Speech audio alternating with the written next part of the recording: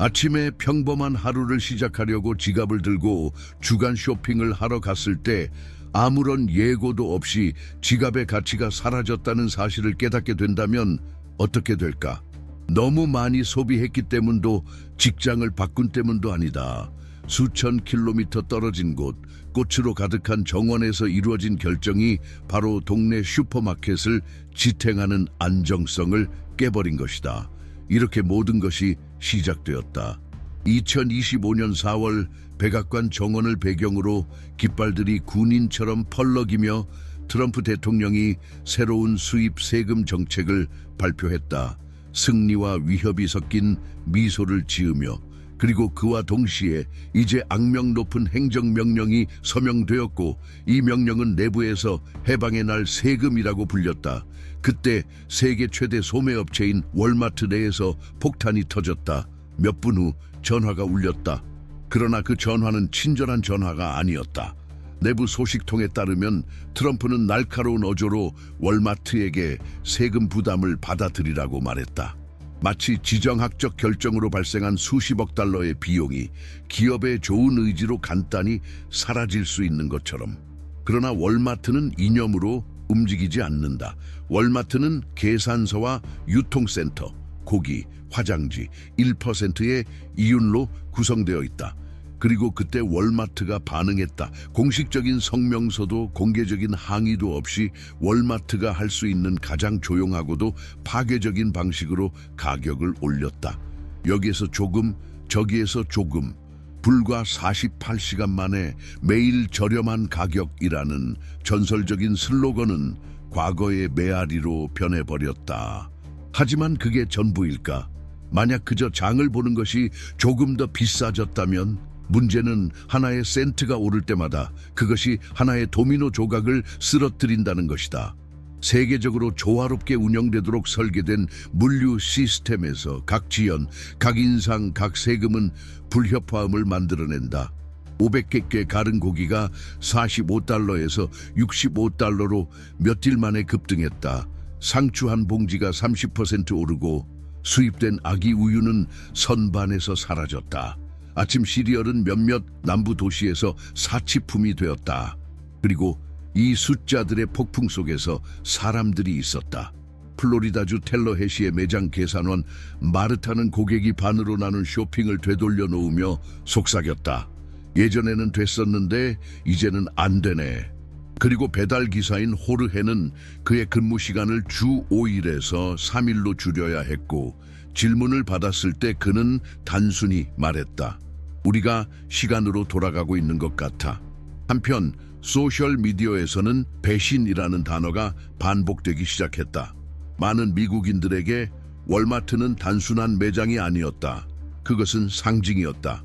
어려운 시기에 가격이 합리적인 곳. 그곳에서조차 위기가 닥쳤다 해도 장바구니를 채울 수 있었다. 이제 그 상징이 부서지고 있었다. 하지만 누가 누구를 배신한 것일까? 회사가 비용을 소비자에게 전가한 것인가? 정부가 국내 전쟁으로 바꾼 국제 정책 때문인가? 혹은 우리가 모두 배신당한 것일까? 싸구려 제품, 현지 공장, 완전 고용, 글로벌 안정성을 동시에 가질 수 있다는 착각에서 말이다. 손가락을 겨누는 것은 쉽다. 그러나 커튼 뒤에서 벌어지는 게임을 이해하는 것은 어렵다. 왜냐하면 미국 소비자들이 가격이 오른 선반을 보고 있을 때 진짜 진실은 대양 건너편에 있었다. 중국의 항구에서, 인도의 트럭에서, 베트남의 공장에서는, 미국 중서부의 창고에서는 불빛이 꺼져 있었다. 그러나 다시 그 중심으로 돌아가자. 바로 월마트. 극적인 결정으로 회사는 약 1,500개의 일자리를 줄이기로 했다. 공식적인 이유? 효율성 향상, 진짜 이유? 세금 폭풍이 그들의 물류 제국의 기반을 쪼갰기 때문이다. 이 제국의 심장부에서 회사의 글로벌 기술 부문은 지진처럼 흔들렸다. 전체 부서가 해체되었고 직무는 통합되었으며 프로젝트는 중단되었다. 각 숫자 뒤에는 상자에 개인 물건을 담는 사람이 있었다. 몇 주 전만 해도 배송 알고리즘을 개선할 계획을 세우던 사람들이 이제 실업수당을 기다리고 있었다. 하지만 월마트가 무너질 때 무슨 일이 일어날까? 답은 간단하다. 모든 소매업체가 영향을 받는다. 그리고 소매업체가 영향을 받으면 경제가 흔들린다. 몇 시간 만에 불씨는 월스트리트를 바이러스처럼 퍼졌다. 월마트의 주식은 요동쳤다. 분석가들은 예측을 업데이트하기 위해 달려갔다. 물류와 유통 생태계에 관련된 기업들은 긴장했다. 기관 투자자들은 연쇄 반응이 일어날 수 있다고 경고했다. 공기 중에 떠있던 질문은 두려운 만큼 불가피했다. 월마트가 이렇게 힘들다면 나머지는 어떻게 될까? 미국 대통령 도널드 트럼프가 장미 정원에서 펜 하나로 점화한 무역 전쟁은 대양과 대륙을 가로질렀다. 그러나 그 첫 번째 희생자는 중국의 공장도 탁 트인 전망을 가진 CEO들도 아니었다. 평범한 사람들이었다. 어머니들, 할아버지들, 배달원들, 소상공인들, 바로 당신과 같은 사람들. 트럼프가 카메라를 향해 세금이 미국을 강하게 만들 것이라고 외치고 있을 동안 나이로비, 마닐라, 콜롬비아의 내륙 도시들은 밤새도록 쌀, 대두유, 통조림 고기의 재고가 사라지는 것을 지켜보았다. 이전에 풍부했던 제품들이 월마트와 타겟과 같은 미국 네트워크를 통해 대량 수출되던 제품들이 더 이상 도달하지 않았다. 그것들은 마지막으로 세계를 가로질러 갔고 멈췄다. 하지만 이 문제가 아프리카와 아시아 시장에만 국한된 것은 아니었다. 왜냐하면 쌀이 간에서 사라지던 그 시간, 그것은 미국에서도 비싸지고 있었다.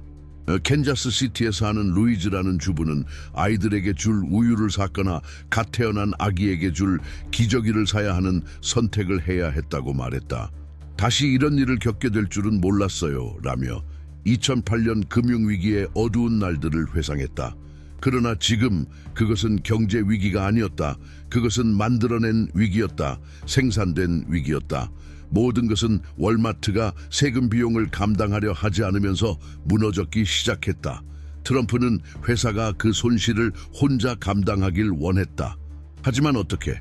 수십억 달러의 추가 비용을 소비자에게 전가하지 않고 어떻게 감당할 수 있을까? 그것은 마치 피가 없는 몸에 마라톤을 달리라고 하는 것과 같았다. 월마트의 답은 명확했다. 공급망을 재구성하고 어떤 대가를 치르더라도 비용을 절감하는 것. 이는 미국 내 물류망 일부를 철수시키고 세금 영향이 적은 국가로 공장과 공급센터를 이전하는 것을 포함했다. 대담하고 전략적이며 놀라울 정도로 위험한 조치였다. 그때부터 위기는 도미노 효과를 일으켰다. 타겟과 코스트코가 같은 길을 걸었다. 그리고 곧 수십 년 동안 거래하던 공급업체들에게 이메일로 보낸 조용한 공지가 있었다. 우리는 베트남과 인도로 구매처를 재조정하고 있습니다. 이 문장은 읽으면 파산을 의미하는 문장이다. 재배치된 것마다 버려지는 것이 있었다. 이게 무슨 의미인지 알겠는가? 이것은 중국을 처벌하기 위해 만들어진 세금이 실상 중국을 대체하는 속도를 가속화시키고 있다는 것을 의미하지만 그 대가는 상상할 수 없을 만큼 비쌌다. 그리고 그 대가는 베이징이 아닌 아칸소, 오하이오, 위스콘신에서 지불되고 있었다. 대체의 대가는 여기서 지불되었다. 4월 5일 세상이 거꾸로 뒤집혔다. 미국 국경을 넘는 거의 모든 제품은 최소 10%의 세금을 내게 되었다. 캐나다와 멕시코만 예외였다. 그러나 그 구호의 환상은 오래가지 않았다. 왜냐하면 불과 4일 후 트럼프는 그 이상을 요구했다. 60개 무역 파트너국에 추가적인 세금을 부과했다. 중국은 물론 주요 타겟이었다. 대부분의 수출품에 대해 145%라는 엄청난 세율을 부과했다. 메시지는 명확했다. 우리의 조건을 받아들이거나 너희들은 고통을 겪게 될 것이다. 문제는 전 세계가 함께 고통을 겪었다. 중국 내에서 후나르 토이즈 공장은 3일 만에 주문의 70%가 취소되었다. 400명의 노동자 중 270명만 남았다. 나머지는 손 한번 흔들고 눈물을 흘리며 떠났다. 잘못된 경영 때문이 아니었다. 그들의 가장 큰 고객이 사라졌기 때문이었다. 그리고 그것은 파산 때문이 아니었다. 정치적 명령 때문이었다. 베트남에서 하이퐁의 항구는 미국으로 향해야 할 컨테이너들로 가득 차 있었다. 그러나 계약이 명확하지 않고 세금이 1시간마다 바뀌는 위협 속에서 배들은 정박해 있었다. 며칠, 몇 주, 음식은 썩기 시작했다. 기한이 지나갔다. 보험은 더 이상 적용되지 않았다. 가족들은 모두 소득을 잃었다. 세계의 다른 한편 조지아주 사바나에서는 세관원이 수십 개의 컨테이너가 미국의 새로운 세금을 지불할 수 없다는 이유로 그냥 방치되어 있다는 것을 보고했다. 전자기기, 의류, 식료품 모두 잃어버린 것이다. 여기서 중요한 점은 대부분이 이해하지 못하는 것이다. 세금은 단순한 기술적 조정이 아니었다. 그것은 경제적 폭탄이었다. 그리고 그것은 단지 월스트리트의 그래프에서만 폭발한 것이 아니었다. 그것은 사람들의 배를, 식탁을, 냉장고를, 일상을 강타했다. 그리고 이 모든 일은 여름이 시작되기 전에 일어났다. 분석가들은 아무런 조치가 없다면 올해 크리스마스는 최근 역사상 가장 비어 있을 것이라고 예측하기 시작했다. 기업들은 이미 물류 차단에 대해 이야기하고 있었다. 선물들이 단순히 도착하지 않을 시나리오였다. 장난감들은 항구에 있을 것이고 나무 밑에는 있을 수 없었다. 그리고 더 충격적인 것은 무엇일까? 아무도 계획이 없어 보였다. 이 사이 유럽에서는 그 영향이 확산되기 시작했다. 유로스톡스는 4% 하락했다. 독일의 자동차 제조업체들은 수출을 중단했다. 한국에서는 현대차가 미국으로 수출할 예정이던 자동차의 절반이 갑작스런 25% 세금 때문에 정체되었다고 발표했다. 한국중앙은행은 다음 분기 수출이 4% 감소할 것이라고 예측하며 광주와 울산과 같은 도시들에서 수천 개의 일자리가 위협받고 있다고 경고했다. 하지만 이 국제적인 붕괴에도 불구하고 가장 참혹한 피해는 여전히 국내에서 일어나고 있었다. 슈퍼마켓 배달 앱 소규모 비즈니스 비용표에서 그 반응은 즉각적이었다. 가격 인상과 재고 부족, 그리고 우리가 말하는 것은 전기차나 컴퓨터 부품이 아니다. 우리가 말하는 것은 고기, 쌀, 우유, 비누, 기저귀, 면, 선풍기, 전구, 침대보와 같은 일상적인 것들이다.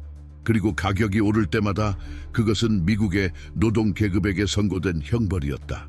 전에 간신히 예산을 맞추던 가족들은 이제 예고 없이 저축이 증발하는 것을 보고 있었다. 월급이 계산서를 충당하지 못했다. 최저임금은 점점 더 잔혹해지고 있는 슈퍼마켓에 삼켜졌다.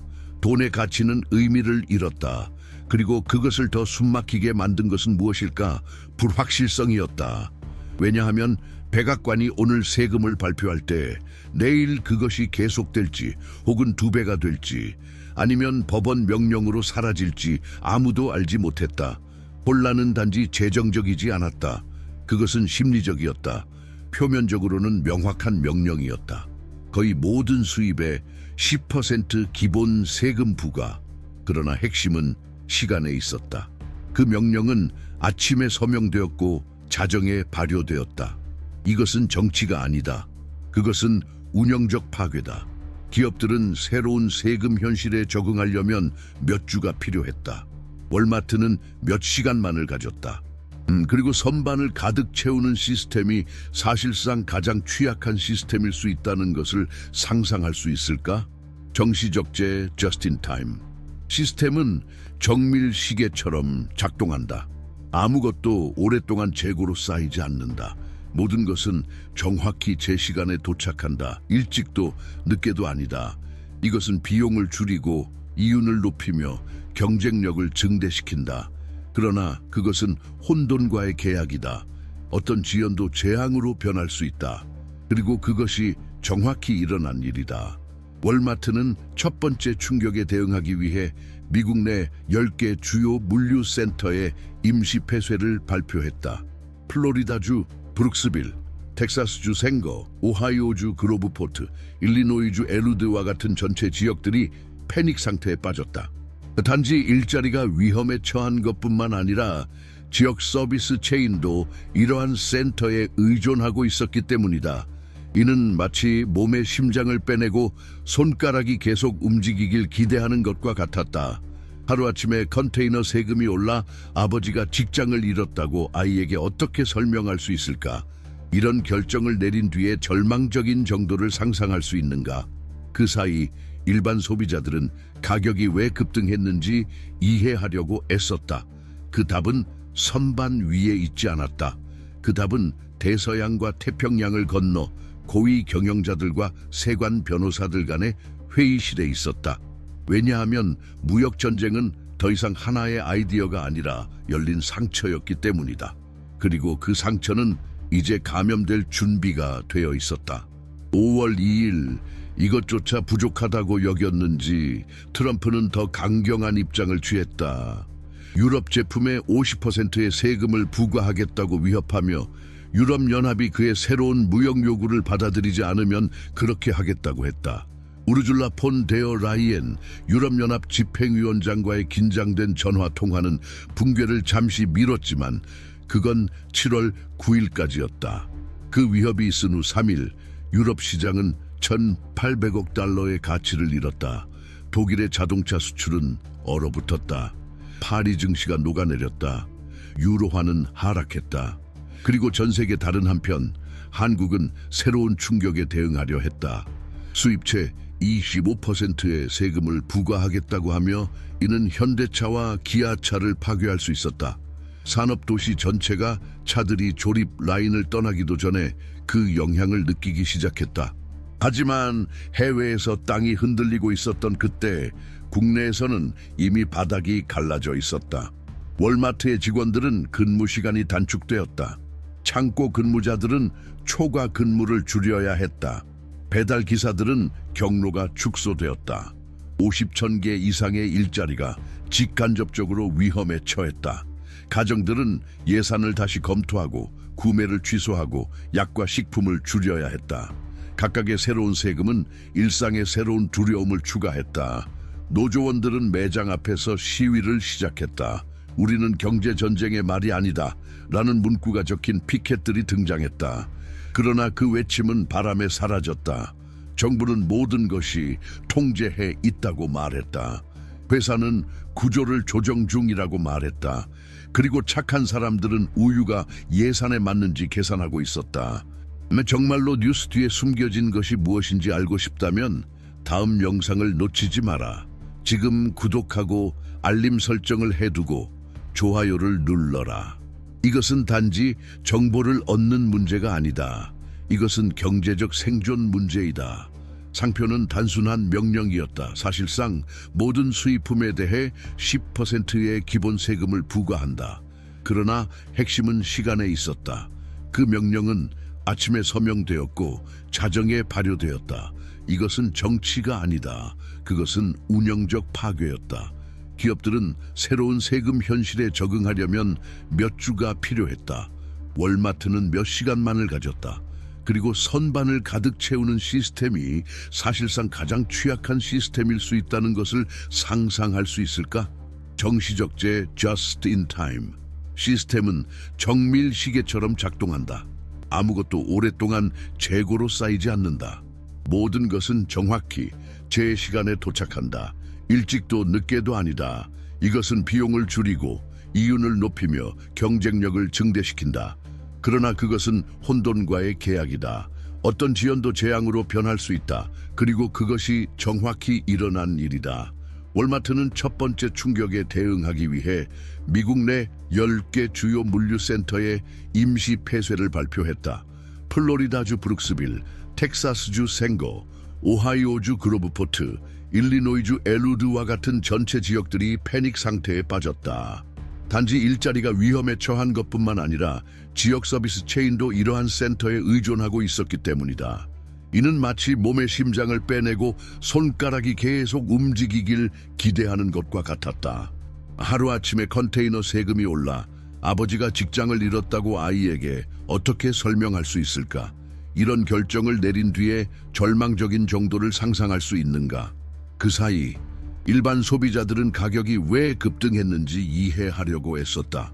그 답은 선반 위에 있지 않았다. 그 답은 대서양과 태평양을 건너 고위 경영자들과 세관 변호사들 간의 회의실에 있었다. 왜냐하면 무역전쟁은 더 이상 하나의 아이디어가 아니라 열린 상처였기 때문이다. 그리고 그 상처는 이제 감염될 준비가 되어 있었다. 5월 2일 이것조차 부족하다고 여겼는지 트럼프는 더 강경한 입장을 취했다. 유럽 제품에 50%의 세금을 부과하겠다고 위협하며 유럽연합이 그의 새로운 무역 요구를 받아들이지 않으면 그렇게 하겠다고 했다. 우르줄라 폰 데어 라이엔 유럽연합 집행위원장과의 긴장된 전화통화는 붕괴를 잠시 미뤘지만 그건 7월 9일까지였다. 그 위협이 있은 후 3일 유럽 시장은 1,800억 달러의 가치를 잃었다. 독일의 자동차 수출은 얼어붙었다. 파리 증시가 녹아내렸다. 유로화는 하락했다. 그리고 전 세계 다른 한편 한국은 새로운 충격에 대응하려 했다. 수입체 25%의 세금을 부과하겠다고 하며 이는 현대차와 기아차를 파괴할 수 있었다. 산업도시 전체가 차들이 조립 라인을 떠나기도 전에 그 영향을 느끼기 시작했다. 하지만 해외에서 땅이 흔들리고 있었던 그때 국내에서는 이미 바닥이 갈라져 있었다. 월마트의 직원들은 근무 시간이 단축되었다. 창고 근무자들은 초과 근무를 줄여야 했다. 배달 기사들은 경로가 축소되었다. 50,000개 이상의 일자리가 직간접적으로 위험에 처했다. 가정들은 예산을 다시 검토하고 구매를 취소하고 약과 식품을 줄여야 했다. 각각의 새로운 세금은 일상에 새로운 두려움을 추가했다. 노조원들은 매장 앞에서 시위를 시작했다. 우리는 경제전쟁의 말이 아니다 라는 문구가 적힌 피켓들이 등장했다. 그러나 그 외침은 바람에 사라졌다. 정부는 모든 것이 통제하에 있다고 말했다. 회사는 구조를 조정 중이라고 말했다. 그리고 착한 사람들은 우유가 예산에 맞는지 계산하고 있었다. 정말로 뉴스 뒤에 숨겨진 것이 무엇인지 알고 싶다면 다음 영상을 놓치지 마라. 지금 구독하고 알림 설정을 해두고 좋아요를 눌러라. 이것은 단지 정보를 얻는 문제가 아니다. 이것은 경제적 생존 문제이다. 월마트의 뒤에서는 이 상황을 묘사하는 단어가 통제된 붕괴였다. 하지만 그것은 결코 통제되지 않고 있었다. 2025년 6월 3일 내부 메모가 언론에 유출되었다. 제목은 프로젝트 트리아지 구급 프로젝트였다. 이 단어의 선택은 우연이 아니었다. 의학 용어에서 삼중은 응급 상황에서 누구를 구할 수 있을지 결정하는 과정이다. 그리고 누구는 구할 수 없다는 것이다. 밖에서 보면 중요하지 않게 보일 수 있다. 하지만 그들 속에 사는 사람들에게는 그것들이 그들의 공동체의 심장이다. 각 센터는 하루 24시간 운영되었다. 일부는 직간접적으로 4,000명이 넘는 사람들을 고용하고 있었다. 그것들은 수입 창출의 중심지였고 물류 통합의 거점이었으며 월마트가 움직이도록 만드는 동력이었다. 그리고 이제 그들은 불을 끄고 있었다. 그로브포트와 같은 곳에서는 공식적인 확인이 있기 전에 소식이 전해졌다. 한 트럭 운전사인 로라는 틱톡에 눈물을 흘리며 차 안에서 찍은 영상을 올렸다. 제 근무가 마지막 순간에 취소됐어요. 시스템에서 일정이 사라졌다고 하더군요. 우리가 여기서 생계를 잃고 있어요. 그 영상은 24시간 만에 200만 번의 조회수를 기록했다. 하지만 그 영향은 개인적인 드라마에 그치지 않았다. 경제적으로 각 센터가 닫히면 도미노 효과가 일어났다. 순간적으로 매출에 의존하던 음식점들은 점심시간에만 운영되기 시작했다. 주유소들은 재고를 줄였고 트럭 수리소들은 부품 구매를 멈췄다. 지역 공공학교들은 세금 수입이 줄어들 것이라고 예상했다. 부동산 회사들은 집을 보러 오는 방문자 수가 급감했다. 그리고 갑자기 작은 마을들이 텅 비어버린 듯한 느낌이 들기 시작했다. 미국 내륙이 미국의 심장이라고 불렸던 때를 기억하는가? 그 심장이 이제는 뛰지 않고 있었다. 그리고 이 붕괴가 미국 물류의 보이지 않는 가장자리를 넘어 확산되는 동안 아마존, 알디, 달러 제너럴과 같은 거대 기업들이 연대가 아니라 기회를 향해 움직이기 시작했다. 아마존은 월마트의 빈 선반을 대체하려는 소비자들에게 할인폭을 늘리기 시작했다. 단독 세일이라는 현수막이 아마존 프레시 매장이 한 번도 없었던 동네들에 등장했다. 알디는 효율적인 유럽식 모델로 미국 남부에서의 입지를 2배로 확장하며 신선한 제품의 선반을 늘리고, 월마트조차 그 재고를 유지하는 것조차 어려운 가격으로 판매를 이어갔다. 달러 제너럴은 농촌 지역에서 작은 매장들로 유명한 기업으로 그도 기회가 보이자 냉동식품 라인을 확장하고 지역 생산자들과 협력해 재고를 유지했다. 그 결과 주가는 단 일주일 만에 8% 상승했다. 소비자의 신뢰를 잡기 위한 전쟁이 벌어지고 있었다. 누가 상상했겠는가? 슈퍼마켓 한 체인의 위기가 경제적, 사회적, 정치적 전쟁의 중심이 될 수 있다는 것을. 왜냐하면 소비자는 세금을 이해하지 못한다. 통화 정책을 이해하지 못한다. 그들은 슈퍼마켓의 값이 올라갔을 때만 이해한다. 기저귀가 없을 때, 콩이 5달러에 팔릴 때, 고기가 사치품이 되고 우유는 변명이 될 때 그들은 그것을 이해한다. 그리고 이제 그것이 벌어지고 있었다.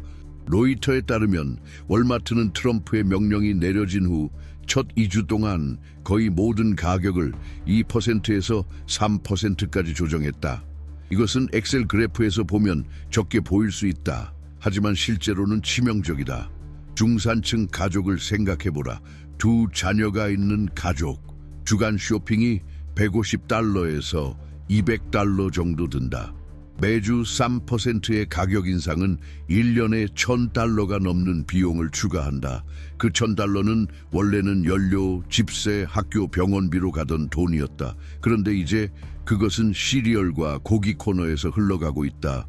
이제 그것을 1억 가구로 곱해보라.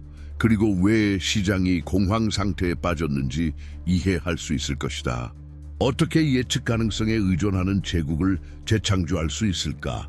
그것도 지구 정치의 지뢰밭이 된 세상에서. 월마트의 답은 간단해 보였지만 급진적이었다.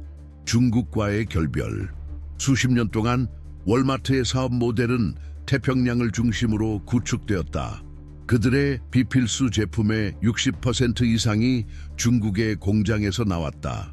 티셔츠, 장난감, 가구, 주방용품, 도구, 조명, 장식품, 배낭, 인플레이트 장난감 등 모든 것이 선전둥관, 수저우와 같은 지역에서 생산되어 미국의 선반에서 저렴한 가격으로 변했다. 하지만 트럼프의 세금, 정치적 불안정, 새로운 경제 냉전, 그리고 정시적재 저스트 인 타임 시스템의 붕괴로 인해 이 의존도는 죽음의 선고가 되었다. 월마트는 몇 달 전까지만 해도 상상할 수 없었던 결정을 내렸다. 2025년까지 중국에 대한 의존도를 30% 미만으로 줄이겠다고 했다. 공급 흐름의 50%를 넘게 줄이는 결정. 마치 마취 없이 전략적인 절단을 한 것과 같았다. 이게 무슨 의미인지 상상할 수 있겠는가?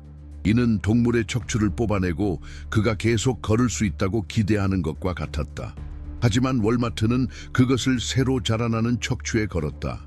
이를 위해 월마트는 동남아시아를 목표로 삼았다. 베트남, 인도, 캄보디아가 새로운 기대를 걸어보기 시작한 나라들이었다. 베트남 정부는 투자를 원했기에 월마트는 의류와 가정용품을 위한 공장에 10억 달러를 투자하겠다고 약속했다. 그 대가로 우성원 계약이 이루어졌고 미국으로의 수출에 대해 오직 25%의 세금만 부과되었다. 이는 중국에 부과되는 145%의 세금에 비하면 훨씬 적은 세금이었다. 서류상으로는 훌륭한 계획처럼 보였다. 하지만 현실은 스프레드시트보다 더 고집스럽다. 하노이와 호치민의 공장들은 두 번째 달부터 병목 현상이 일어나기 시작했다. 월마트의 주문은 너무 많고 너무 빠르고 너무 과도했다. 현지 섬유 산업은 작은 규모로 운영되었고 이를 따라갈 수 없었다. 기한이 2배로 늘어났고 지연은 곱절로 늘어났다. 생산 라인들은 하루 20시간씩 돌았지만 여전히 생산을 따라잡지 못했다. 인도에서는 다른 문제가 있었다.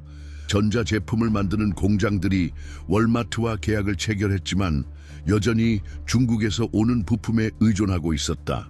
그것은 월마트가 피하려 했던 세금의 적이었다. 칩, 기판, 센서가 없으면 생산이 중단되었다. 중국을 피하려던 계획은 불편한 진실에 의해 좌절되었다. 세계 최대의 제조업체를 하루아침에 대체할 수는 없다. 그리고 그때 금융시계는 계속해서 흐르고 있었다. 월마트는 공급망을 안정시키기 위해 매주 수천만 달러를 소모하고 있었다.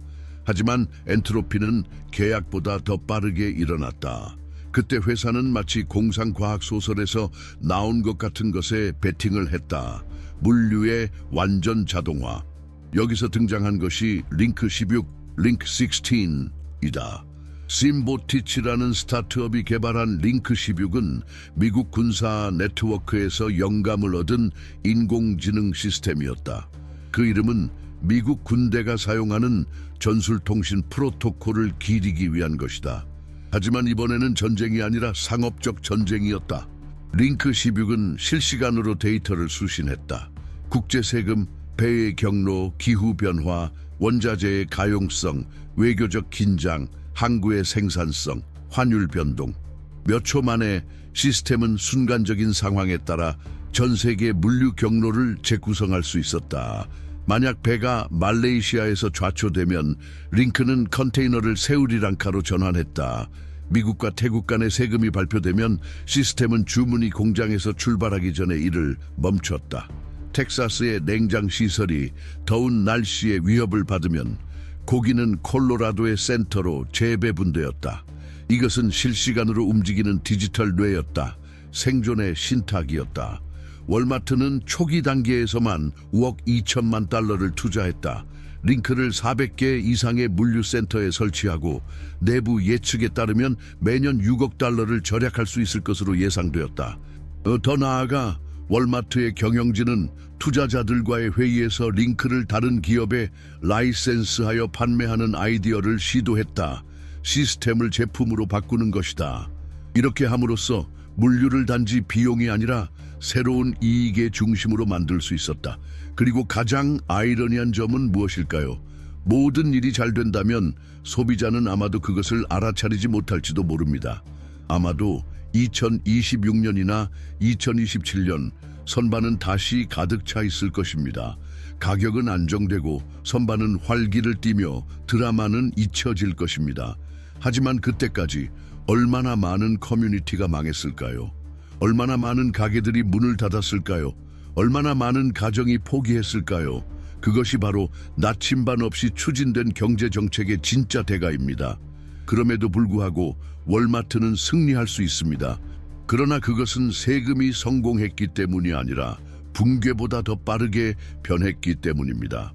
월마트는 자동화를 가속화했고 인근 국가들과의 계약을 재작성했으며 공장들을 재배치했습니다.